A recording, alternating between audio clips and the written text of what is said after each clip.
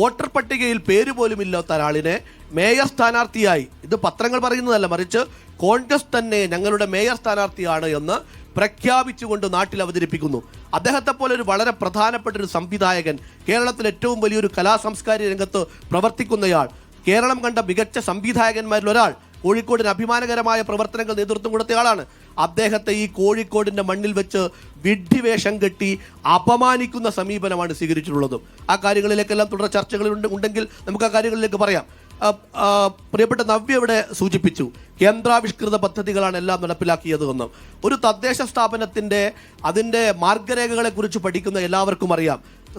എനിക്ക് തോന്നുന്നു നവ്യ ഏതാണ്ട് ഒരു 10 വർഷക്കാലമായി തദ്ദേശ സ്ഥാപനത്തിൽ പ്രവർത്തിക്കുന്ന ആളാണ്. അവർ കൃത്യമായിട്ടറിയാം മാർഗരേഖയിൽ പറയുന്നത് കേന്ദ്രാവിഷ്കൃത പദ്ധതികളും സംസ്ഥാനാവിഷ്കൃത പദ്ധതികൾക്കുമൊപ്പം സ്വന്തം ഫണ്ട് ഉപയോഗിച്ചുകൊണ്ടുള്ള പദ്ധതികൾ കൂടി നടപ്പിലാക്കുന്നതാണ് ഒരു സർക്കാരിൻ്റെ തദ്ദേശ സ്ഥാപനത്തിൻ്റെ വിജയമെന്ന് പറയുന്നത്. അത് ഭാവനാപൂർണ്ണമായിട്ട് എങ്ങനെ അവതരിപ്പിക്കാം, നൽകുന്ന പണത്തിനെ എങ്ങനെ പൂർണ്ണമായിട്ട് ഉപയോഗപ്പെടുത്താം, അതാണ് ഒരു കോർപ്പറേഷൻ അല്ലെങ്കിൽ ഒരു പഞ്ചായത്തി സംവിധാനം നോക്കുന്നത്. അത് നമുക്ക് കേന്ദ്ര ഗവൺമെൻറ്റിൻ്റെ ഫണ്ട് വരുന്ന സമയത്ത് ആ ഫണ്ടിനെ ഫലപ്രദമായി ഉപയോഗിക്കണം. ആ ഫണ്ട് കേന്ദ്ര ഗവൺമെൻറ് പറയുന്നത് മെഡിക്കൽ കോളേജിൽ സിവേജ് ഉണ്ടാക്കാൻ വേണ്ടി കൊടുക്കുന്നു എന്നല്ല,